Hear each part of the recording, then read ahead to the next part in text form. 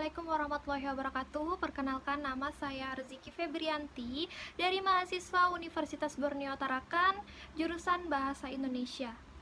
Nah, jadi di video kali ini atau di video ini saya akan menjelaskan tentang Babat Dipanagara atau naskah kuno Babat Dipanagara.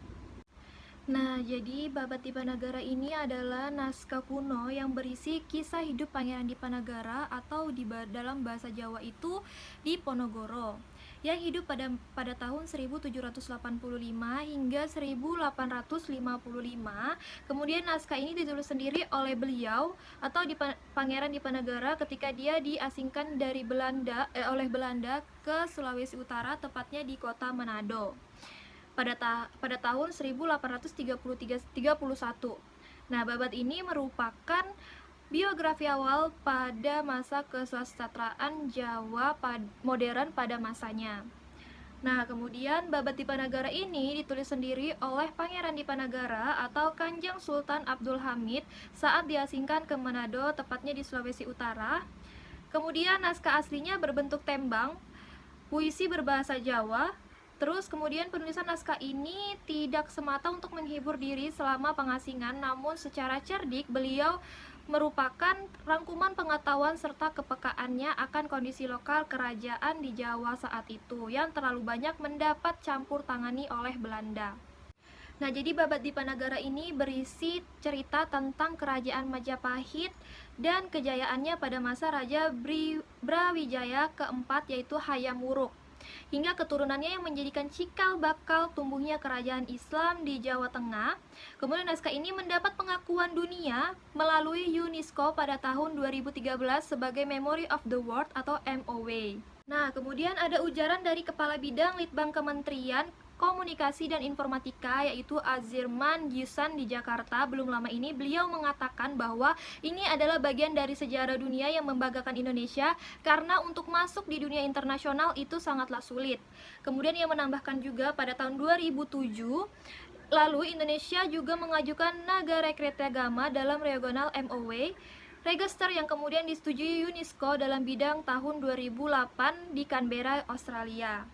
Nah, kemudian pada akhir Maret 2012, dokumen ini kembali diajukan bersama naskah autobiografi Babat Diponegoro dan akhirnya diakui pada bulan Juni. Kemudian ada juga ujaran dari guru besar dari Fakultas Ilmu Budaya Universitas Indonesia, yaitu Edi Satyawati, menjelaskan Nagara Kertagama adalah dokumen gubahan Jawa kuno yang berisi tentang hukum undang-undang serta tata pemerintah yang menjadi warisan Majapahit. Nah, sementara Babat Diponegoro adalah satu autobiografi dan perjalanan hidup Pangeran Diponegoro, jelas Edi tadi.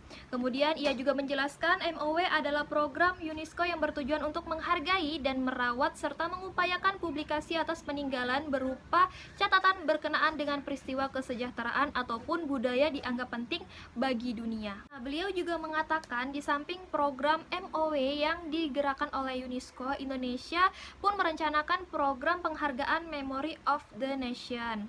Program tersebut merupakan satu ungkapan dokumenter yang mempunyai relevansi bagi bangsa Indonesia secara keseluruhan. Nah, contohnya ini masih dalam persiapan, isinya yang bisa rekaman bintang radio ataupun film-film nasional awal Indonesia. Jadi seperti itu. Kemudian di sini saya akan menjelaskan asal-usul Pangeran Dipanagara. Jadi Pangeran Dipanagara adalah putra sulung dari Hamengkubuwono ketiga, seorang Raja Mataram di Yogyakarta, lahir pada tanggal 11 November 1785 di Yogyakarta. Beliau dinamai oleh Mustahar dari seorang selir bernama R.A. Mangkrawati, yaitu seorang garwa ampeyen atau istri non permasyuri. Nah, kemudian beliau diberi nama waktu kecil yaitu Raden Mas Antawirya. Menyadari kedudukannya sebagai seorang putra dari selir, Dipanagara menolak keinginan ayahnya untuk menjadikan ia sebagai seorang raja, karena terlebih lagi karena ibunya itu bukan seorang permasyuri melainkan selir. Nah, kemudian Pangeran Dipanagara tumbuh menjadi besar, kemudian ia menikah dengan 8 wanita di hidupnya. Setelah Pangeran Dipanagara ini menikah dengan 8 wanita, Pangeran Dipanagara memiliki anak atau mempunyai keturunan, yaitu 17 anak laki-laki dan 5 wanita.